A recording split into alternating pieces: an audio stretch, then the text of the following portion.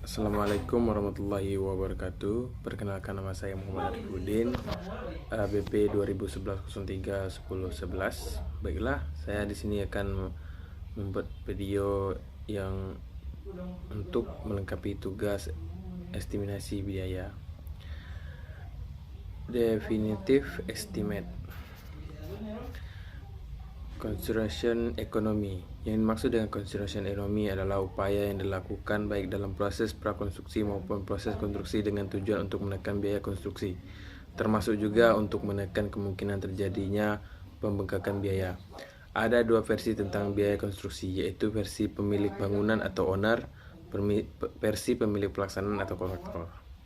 Versi kontraktor ekonomi yaitu ada versi owner, desain sederhana atau fungsi, kurang struktur dengan desain khusus, struktur betul tipikal, info yang lengkap atau fondasi, menggunakan material lokal, spes yang jelas dengan standar yang dikenal, adakan plan bid meeting, kurangi check order, tugaskan pegawai yang berpengalaman.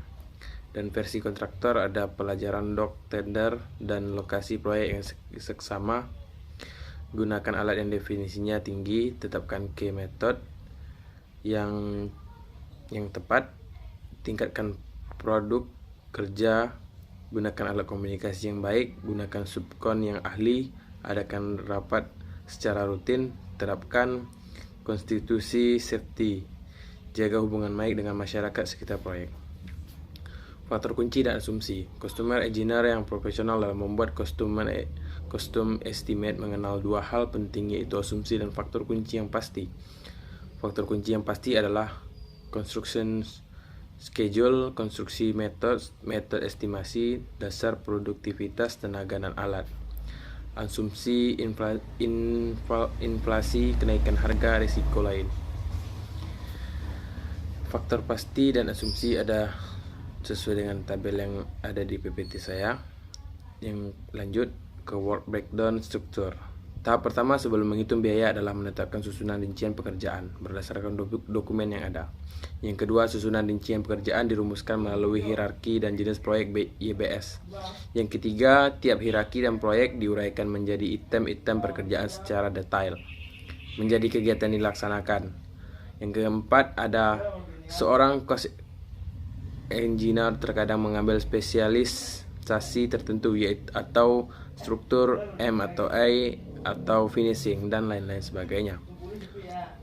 Hal-hal yang diperlukan untuk menyusun work breakdown struktur adalah dokumen tender atau gambar spesifikasi persyaratan surat perjanjian dan adenda, informasi-informasi yang diperoleh dari survei lokasi proyek. Yang ketiga, rencana metode pelaksanaan. Yang keempat, pengalaman dan pengetahuan cost engineer untuk proyek sejenis. Berikut ada struktur W.B.S bangunan gedung, dan di bawahnya ada WBS kode.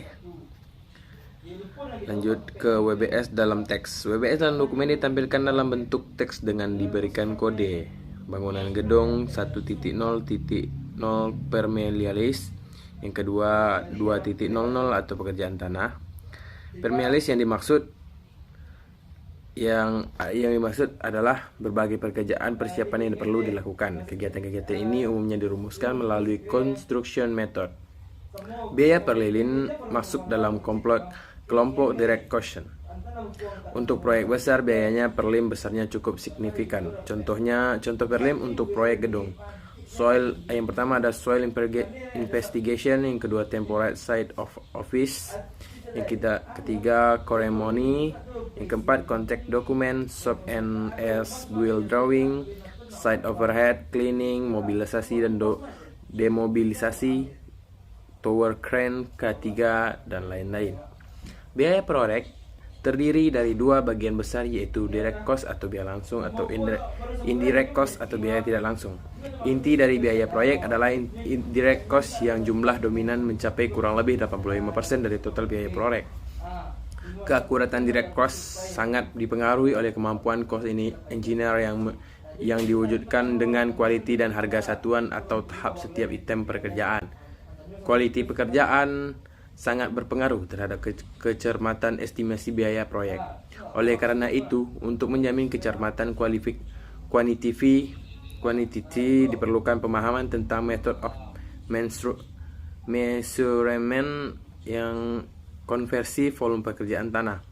Method of measurement dalam kegiatan sehari-hari banyak kita jumpai cost engineer atau estimator bekerja tidak standar dalam sistem perhitungan. Kelemahan ini menyebabkan berbagai masalah, yaitu hasil perhitungan tidak meyakinkan, sulit melacak kalau terjadi kesalahan, sulit diteruskan oleh orang lain bila estimator yang bersangkutan berhalangan. Perlu mengembangkan method of measurement dengan memakai standar dari Quantity Surveyor atau Q.S. Standar method of measurement dalam metode perhitungan kualiti pekerjaan melalui urutan sebagai berikut. Taking off, kegiatan mengambilkan ukuran suatu elemen bangunan dari gambar tender dan dimasukkan dalam suatu formulir berupa keterangan rinci tentang elemen tersebut. Squaring, kegiatan menghitung satuan pekerjaan dari ukuran yang telah diambil dalam proses taking off. Abstracting, mengumpulkan elemen dengan jumlah kualiti tiap elemen yang sudah di-squaring untuk direkap. Billing, menyiapkan draft biki tiap item pekerjaan. Contohnya sebagai berikut. Ada nama, bergambar, nomor proyek, nomor gambar dan lembar kerja, finishing dimension dan squaring description. Kesepakatan lainnya yaitu ada volume galian sama dengan A dikali B kali I. Lanjut ke bawah. Ada rekap pekerjaan besi beton.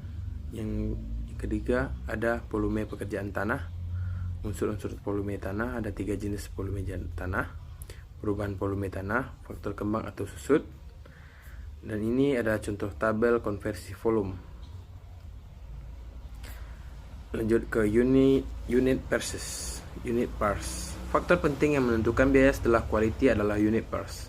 Proses perhitungan biaya meliputi dua aspek, yaitu aspek teknis untuk quality dan aspek bisnis untuk harga satuan atau unit price. Ada dua hal yang penting yang perlu diperhitungkan dalam proses penetapan unit price, yaitu ketelitian dalam menghitung strategi penetapan unit price. Hal-hal yang mempengaruhi unit price yaitu unit price untuk proyek konstruksi sulit distandarkan karena banyak faktor yang mempengaruhinya. Unit price proyek konstruksi dipengaruhi antara lain sebagai berikut. Time schedule proyek, construction method, produktivitas sumber daya atau termasuk wasted material, harga satuan dasar, sumber daya atau spesifikasi, waktu dan versus unit price. Hubungan antara proyek pelaksanaan dengan biaya tersebut digambarkan sebagai berikut. Ada konstruksi method versus unit price. Dan ini ada contoh alternatif CM jembatan. Ini contoh CM gen bertingkat atau struktur beton. Yang ini produktivitas versi unit price. Definisi produktivitas adalah besarnya output atau hasil pekerjaan per satuan waktu untuk setiap sumber daya yang digunakan. Hubungan dengan unit price adalah produktivitas naik, unit price turun. Produktivitas turun, unit price naik. Produktivitas adalah suatu kemampuan atau bisa rendah, bisa tinggi. Harga satuan sumber, unit price dalam terdiri dari 3 unsur, yaitu pertama biaya upah tenaga, biaya material, dan biaya alat. Harga satuan besar material dan alat berpengaruh langsung terhadap unit price. Hal yang mempengaruhi harga satuan dasar sumber yaitu sumber atau pemasok sumber daya. Yang kedua ada spesifikasi. Yang ketiga ada proses negosiasi dengan pemasok. Unsur-unsur unit price yaitu unsur unit price yang utama ada 3, yaitu upah tenaga kerja atau labor, bahan atau material, alat atau equipment. Unsur upah tenaga kerja. Setiap macam pekerjaan perlu melibatkan beberapa jenis pekerjaan seperti mandor, tukang, dan pekerja. Produktivitas kelompok kerja tersebut ditunjukkan dengan faktor angka di masing-masing jenis pekerjaan untuk setiap satuan pekerjaan. Saat profesi pekerjaan bangunan telah maju, tersedia informasi harga upah di pasar atau kualitas pekerjaan. Unsur biaya material, setiap macam pekerjaan memerlukan jenis material tertentu seperti semen, pasir, dan batu pecah, dan lain-lain sebagainya. Banyak kebutuhan material tiap kesatuan pekerjaan. Untuk tiap jenis material ditentukan dari kuantiti terpasang plus waste. Kuantiti terpasang tidak dapat dikendalikan, tetapi waste harus dikendalikan. Waste material ada 2 jenis, yaitu waste material tunggal dan waste waste material campuran. Penyebab waste antara lain yaitu reject, kerusakan, kehilangan atau termasuk volume fiktif, dan pemborosan pemakaian di lapangan. Unsur biaya alat. Banyak jenis pekerjaan yang di dalam proses memerlukan pembangunan peralatan. Konsep biaya alat sebagai bagian dari perikatan adalah biaya depresiasi atau penyusutan, biaya operasi atau BBM, oil, pelumas operator, biaya perbaikan atau spareman dan mekanik. Biaya depresiasi adalah sebanding dengan waktu atau seperti biaya tetap tidak dapat dikendalikan, yang lainnya harus dikendalikan. Contoh biaya operasinya yaitu biaya operasi per jam diperoleh dari solar, oli, geyser, minyak hidroler, upah operator, dan dijumlahkan. Kemudian kebutuhan material kostum tersebut diambil dari pengalaman yang ada. Upah operator tergantung dengan sistem pembayaran, seperti contoh biaya perbaikan di bawah ini. Lanjut ke unit pekerjaan khusus. Dalam suatu proyek tertentu ada pekerjaan-pekerjaan yang bersifat khusus atau sangat spesifik atau yang belum dikuasai oleh estimator yang bersangkutan. Pekerja khusus tersebut antara lain pekerjaan M atau I, pekerjaan landscaping, pekerjaan yang bersifat seni seperti ornamen, ukir lukisan, dan lain sebagainya. Unit price pekerjaan khusus tersebut sebaiknya diminta dari ahlinya. Dan ini adalah bentuk dari bagan harga satuan.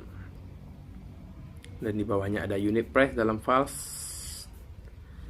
Yang di bawahnya indirect cost project. Definisinya adalah biaya yang harus dikeluarkan untuk kegiatan yang tidak berkaitan secara langsung dengan kegiatan proyek, yang mempunyai ciri-ciri kegiatan dari indirect cost tidak berlangsung di lokasi proyek, tidak ada kaitan dengan komponen biaya proyek secara fisik. Indirect cost dalam cost estimate sering dimasukkan sebagai markup proyek. Setiap perhitungan biaya selalu ditambah dengan markup atau biaya yang tidak langsung. Kontribusi terhadap biaya organisasi atau perusahaan yang ada, cadangan untuk risiko, cadangan untuk laba. Besarnya markup sangat tergantung pada tingkat persaingan yang ada. Struktur bid price, masa lalu jumlah biaya, keuntungan atau risiko, pajak PPN 10% A ditambah B, dan jumlah penawaran. Dan di bawahnya ada customer estimate dan bid price, dan di bawahnya unsur utama markup. Yang di bawahnya ada kontribusi proyek. Mungkin cukup sampai di sini. Apabila ada salah-salah kata, saya mohon maaf. Wabillahi taufiq wal hidayah. Wassalamualaikum warahmatullahi wabarakatuh.